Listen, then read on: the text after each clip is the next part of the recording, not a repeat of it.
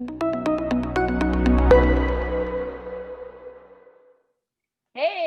it's 2021. Welcome back to the Real Kindness Games. Pew, pew, pew, pew, pew. As you all know, the Kindness Games, well, the Real Kindness Games, is about shedding light on our personal biases and encouraging kindness by modeling curiosity in conversations. It's so we can appreciate other humans for their unique perspective and experiences so we can heal our communities together. As humans, we have far more in common than what divides us, as long as we're okay with it. What say you, Tim? I say, let's continue making dinners great again. Happy 2021, everybody. Keikishan and I, we had a pretty real conversation over the Christmas break. And she said, Tim, I love hanging out with you, but we need to bring somebody smart onto the show. And so, Dr. Rob McKenna, our first guest ever to kick off 2021 to help us architect how to have conversations. Dr. McKenna. Where do you want me to begin? You can't intro me that way. Like somebody's smart. Like, where's my dad? Well, first of all, Dr. McKenna, please, for those people who don't know you, if you don't know Dr. McKenna, you're doing something wrong. Please tell us about yourself. And I see Wild Leaders back there. Please tell us about, who you are and a little bit about maybe Wild Leaders so they know that, you're legit. Oh, okay. I'm not sure I'll be able to convince anyone of that. But, and by the way, I do have a shout out to, you mentioned Hoobastank right before the break. I don't know if you remember that. And in some of those band references on Tim's playlist. And I used to dare a colleague of mine, another professor, to bring up, to say Hoobastank in class, but he couldn't tell the students that he had to dare. So he had to just drop it into the lecture somewhere and he'd figure out a way every week. So anyway, that's my 2020 reference. But yeah, so I am the CEO and founder of Wild Leaders, which stands for Whole and Intentional Leader Development. Been doing that for a while. I spent 25 years also as a university professor. And so I've had my feet in both worlds as an entrepreneur and someone driven to develop leaders across all kinds of crazy nonprofit, corporate, university contexts. And since last June 30th, full-time at Wild Leaders. So it's been interesting having one role. And that's the transition I was in 2020, which has been awesome. And it's been great to know you guys. I'm telling you, I just, even seeing what you're doing and seeing the kindness games and everything, it's just, it truly is inspiring. And like the community of people that we're connected to is phenomenal. So that right there is the highlight of 2020 for me, which I dearly hope carries into 2021, is all of the people I've been able to connect with and network with through the kindness games, through participating in the weekly calls that the Wild Leaders put on. It's been therapy and support for me during these crazy times. But 2021, we have already seen the glimmer of hope that we had for a much better year is fading. Hopefully it doesn't extinguish, but we're coming up on Inauguration Day next week, and things don't look awesome for interpersonal relationships. And so we spent the last 8 episodes in 2020 talking about the foundational problems of today that are keeping us apart intentionally. These are architected by people who are invested in keeping us apart. And so, Rob, can you help us understand the dynamics that our shared humanity bring into play and how they keep us from connecting and how we can break through them so that we can connect and have curious conversations? Tim, one of the conversations that both of you were a part of was, I realized it was the half truth of authenticity was the topic. And it drove me into just doing a little bit of thinking around that concept of humanity and what it means to be human. And so I'm working on this next book, which is about kind of taking everything we know about people development and leader development and trying to put that into a concept of whole. Like, what would it mean to look at ourselves in whole with everything we know? And one of the things that I see in culture is a dismissal of the question of what do we believe that it means to be human, as kind of a starting point. And I think the other thing is giving myself permission and all of us permission to disagree about that. which I wrestle with because I know that my fundamental definition may differ from someone. You know, that question people used to always ask, like, are people good or bad? And there's one camp that will say, like, people are good. And then they'll say, like, I'm a good person. And I'm just telling you, I'm not that person who can say that.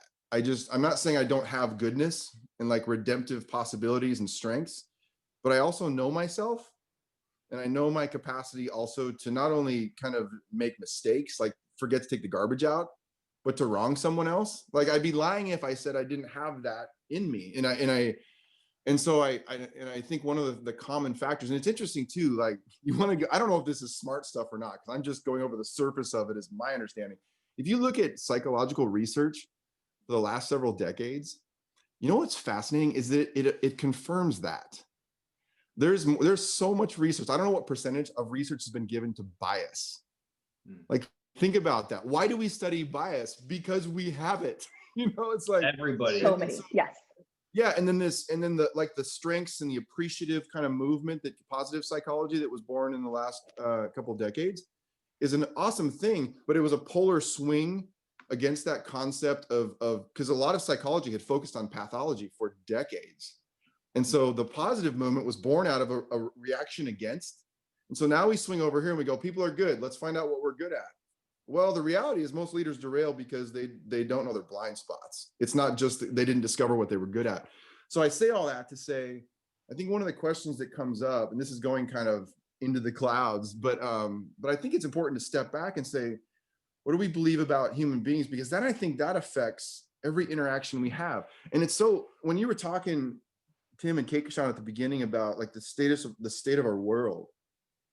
And even as I was thinking about this and some of the things that you sent me to think about, I was just, I would go back and watching some of the things that you had done that I hadn't seen.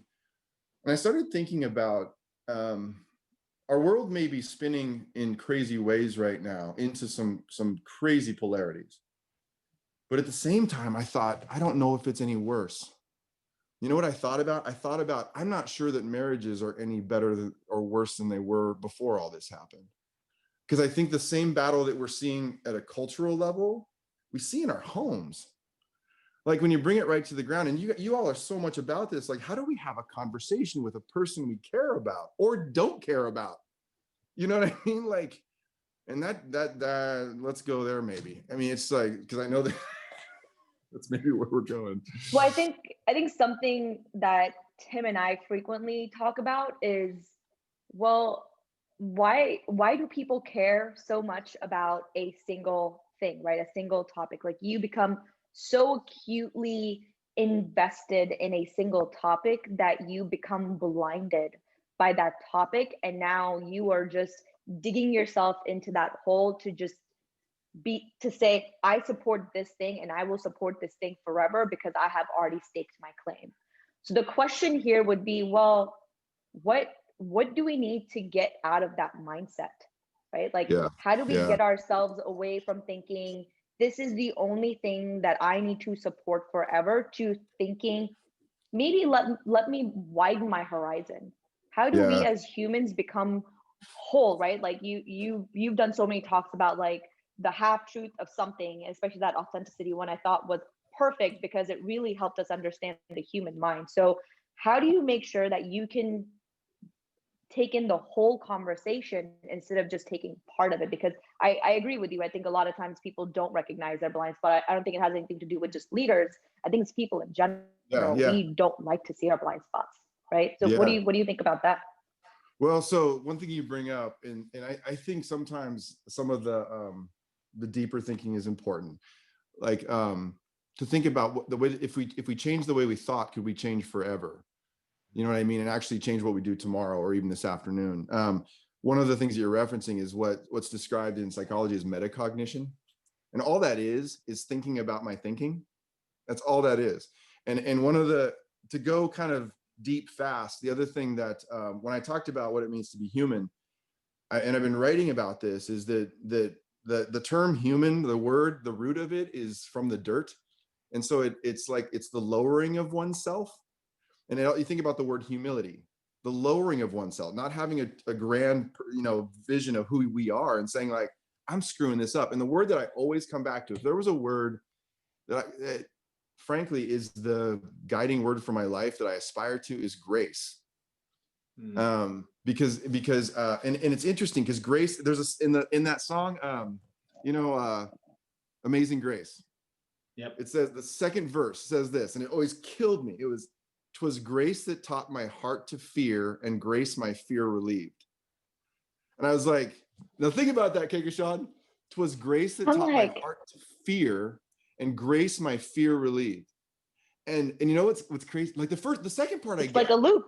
It's a loop, It's right? like a loop, and it's interesting because what I wrestled with for a while was taught my heart to fear. Like, how does grace I get the second part of sets me free, but it was this where I came to this realization that grace, when you realize your need for grace, it's fearful.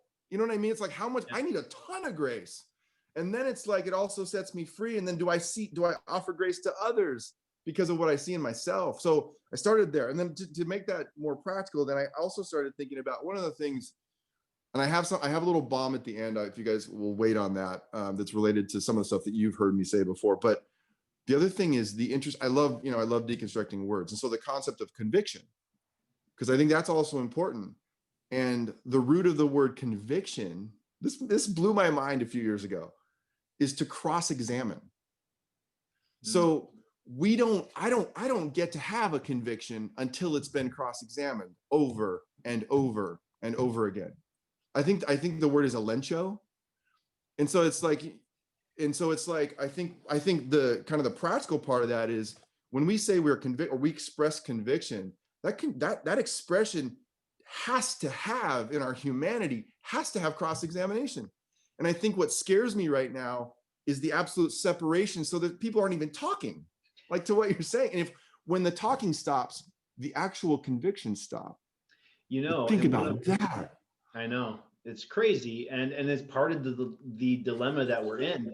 In one of our previous episodes, we talked about the fact that if you feel strongly and you stake a claim in an idea, but you don't even understand, you can't simply, in simple terms, talk about what the counterpoint is, then you're renting that idea. You don't own it, and you don't even realize that you're renting it until you've looked at the other side, you've seen what the counterpoints are, and you've weighed them against your own argument. Yeah. And I love what you said about to be human is more of a descending rather than an ascending, because I've always learned that when I try to puff myself up and make myself right, the conversations usually don't go as well. But when I just bring myself down and ask questions and get interested, conversation seems to go well. So how does that work when you're dealing with humans? Well, and this is why I say, I think it's, instead of an either or, this is why I've always loved paradox. Paradox is defined as competing tensions, both of which are true. Like, it's not a resolution or resolving of it. And so, like, when I look at Keikashan, okay, so I'm older than Keikashan. And so here's what I want for Keikashan at my age. Here's what I want to inspire in someone who is younger than me, maybe more mature than me, but who's younger than me. Is what I want to inspire is that it's both and. I think that our humanity includes the moments of ascent, but it also, that so often is defined actually by our moments of descent. And so it's like, humbling ourselves is absolutely critical, but it makes me crazy when someone doesn't also realize, when someone is going through earlier stages of their own development, and even as we go through stages within stages when we're older, efficacy, confidence, a sense of oneself, that matters. That's the ascension. Like, success, right, gives you the courage to push forward. So it matters. But when that's put out there without the descent, in the very, like, and I could talk about like what I think descent looks like in a conversation. You know what I mean? But I think deeper rooted growth. You think about like there's a giant walnut tree in the front yard at my home. And I look at that tree and I just imagine the storms that have raged through through the Puget Sound. And I think about the roots of that tree. Like, just imagining how deep those roots go in order to hold that tree in place. But at the same time, I watch the fruit of that tree drop on my truck every year. You know what I'm saying? So it's like, it's growing up and out, and it's awesomeness and its character, but those roots are there, but you can't see them. you know, but we know without them, it doesn't last. It doesn't last. So man, I'm getting really preachy. I'm sorry, you guys. No, I mean, I think the more we have these conversations, I mean, they're so sort of like existential, right? It's almost, it's very meta, right? Like we're having conversations about how to have conversation. I think all this is incredibly important to help people understand where our thought process is. How are we coming to these conclusions? Because we didn't just get here out of the blue, right? Like one day Kekushan showed up, or Dr. McKenna showed up, or Tim showed up, and we're like, oh, this is our opinion. No, this is something that was developed over time. So I think showing people your thought process is really important. I think what we need to get to now is, we've talked about the different places that people are in, or the way that humanity is built out. Well, how do we actually have those very productive, healthy conversations? Because right now, life is kind of weird, right? Like from a sense of where we were even 10 years ago to where we are now, life looks different, and we are living in the middle of a pandemic. Our interactions are different. What we're reading is different. What we're watching is different.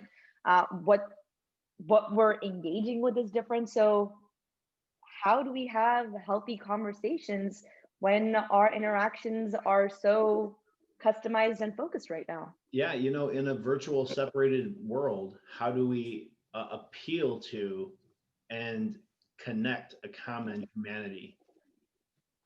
Yeah. The one of the things we've talked about the growth mindset literature before. And I'll get to the practical piece of this, but one of the things I think is interesting, this is where a growth mindset isn't enough. So a growth mindset says, if I believe that I can change, right? If I believe that I'm not just stuck and I'm not just fixed, but it's it's one thing to believe I could change, which is important first step. It's another thing to believe I could be wrong. You know what I'm saying? Like it's one thing to change into something I already agree with, or this possibility, or for myself, but am I willing for you to be right? That's where a growth mindset goes into a relationship with somebody else. And so like at a practical level, I think practicing, and I don't know how to do this without actually taking a moment, stepping back. Let's say I'm having a conversation with my wife. Am I willing to step back and take an audit of the things that I consider sacred? And what I would say about that is things that I'm not willing to sacrifice, like things where I've dug in. And if I don't pause before that, that conversation happens, sometimes it's difficult. So I think one of the practical pieces of this would be to before those moments even begin, and it relates to something you all heard me talk about. We found that the number one predictor of a person's capacity to enter into one of these kinds of conversations you're describing, to maintain a sense of themselves and a connection to someone else that they may disagree with, and you've heard me say this, sense of purpose. It was an overwhelming variable in our research. And so what it means is defining before you go in to that conversation, why am I here? And this is where it gets value laden though, because I would suggest, like, it's one thing if you go in with it and you say, why am I here? If that why is all about you being right, I should say me being right, I'm probably going to do okay for myself. And so like, it's almost like, why am I here? Why am I in this? Why am I my wife's husband? Why am I my son's dad? Why am I Kekushan's friend? Why am I Tim's friend? And I think intentionally thinking about what is my purpose in that for myself, and what is my purpose in it for you? Because I want something for you that I can't see. And so I know that may sound like not very practical, but I think it is, because all it means is taking a moment and saying like, why am I here? And to what extent is my purpose still about just me? No, and that brings me back to Kekushan's initial reaction of post-pandemic when we were on the call, and we were having a conversation, and I realized like, oh, like we are far apart on the political spectrum right now, and she is talking about things that she thinks that I agree with that I actually don't. But can I have this conversation and retain a friendship? Because if I didn't think I could retain the friendship, conversation would not be worth having, because I value her as a friend more than I value her understanding that I'm in a different spot than her. Yeah. I think that's a perfect way to come into it. Check one. Good on Tim. I make a lot of mistakes, so it's always good to know when I do something well. Yeah. I think it's one really important to Rob. The fact that you just mentioned, you have to figure out what is your purpose in that conversation. I think when you're having a conversation with someone is so important. When you're having a conversation with someone you don't know is even more important. Yeah. How important is it for you to be right in this conversation? Are you willing to learn? Are you willing to go one step further into that awareness piece to make yourself a little uncomfortable with what this other person is saying? And are you willing to maybe not change your mind, but to maybe learn a different perspective and maybe go a little deeper with that person and actually build a relationship? Yeah. Yeah. Great point. Yeah. And especially when you're talking with somebody you don't know, does it even make sense to say, hey, here's why I want to have this conversation. Here's what I want to get out of it myself. And here's what I hope for you to get out of it too. Like, I don't really care like who ends up being right or wrong, but I want to learn this. I want to help you understand my perspective. I want whatever it is. Do you think that kind of helps kind of defuse and set the stage? Yeah, I think so. I think it's like a keel on a little sailboat. It gives us an anchor of something that will calm us during the storm. And it's interesting because you have to think about it. Our research was on people in those moments under pressure. And so like right now, this conversation this is pretty pressure light. You know what I'm saying? Like, but there's something that each of us could bring up that would light the other two up. And if it happened, that's when Mac PC Wars. People that own Macs are terrible people. I hate them all. You know what I mean? It's like what we found was that in those moments where it really matters, where you're like facing somebody, it's a face off, and it's like all of a sudden, oh, it just got real. That's when that purpose and the preparation for it, what we found was key. Why am I here? So before every wild leaders meeting with a customer or an organization that we're serving or a leader, we stop. I'm not kidding you. We may forget like 10% of the time. It's every time. Why are we here? Wow. And it takes a moment. It takes a little sacrifice there's urgency. Like, we're on the call in 2 minutes. And Daniel Halleck will stop and say, Rob, why are we here? That's awesome. And because we know, man, that's going to make, no matter what happens, it'll help us stay in it. It'll help us to listen better. It'll help, all that. So that's about as practical as I am today. I love that. That's like PSA. Always ask yourself, why am I here? Uh-huh. Exactly well, right. Rob, as the clock winds down, do you have any last nuggets you want to leave us with? Oh man, I think that was my nugget. It really was. I would also just encourage people. I think there is, we need more people that feel reluctant to step out and lead into our world. And that reluctance doesn't scare me away from pushing those people up. You know what I'm saying? Like, we need people because that reluctance is those people who actually realize there's a lot at stake for me and other people if I step into this. And so that's what I'm so grateful for the last year with you two and for what's to come in this year too. Thank you.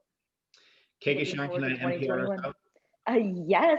NPR 1 of 2021. Let's go. Ready? See, got to get in. This morning I had a phone call with somebody I really enjoy, and they were talking to me about how insecure they sometimes feel around people they look up to, and how they kind of have a little bit of discomfort, maybe even shame at the lack of confidence or the lack of effectiveness that they feel they have. And they have a hard time participating in conversations or with interactions for fear that they're not going to be respected, that they're going to do something stupid, that they're going to make a fool of themselves. And you know what? This is not exactly what we talked about today, but at the same time, it is. We all go in the conversations wanting to be understood, but being afraid that we'll be wrong or misunderstood. And sometimes that fear creates overconfidence and it makes us overpower the actual dynamic that exists. And sometimes we make the outcomes that we are afraid of happen. And so I submit to you that we often think of struggling with anything as a weakness. But I believe that when we struggle, that's when we grow. And so if you're struggling today with something, take a step back and say your purpose and make it happen. Tim, that was a fantastic NPR moment, as always. Dr. Rob McKenna, we want to thank you for coming on to our show for the very first show of 2021. Thank you for giving us your insights and being available and just investing your time in us. Tim, as always, love you as my partner in crime, man. For the rest of you, have a wonderful, January 2021 has been kind of wild, but we'll see you at the next one.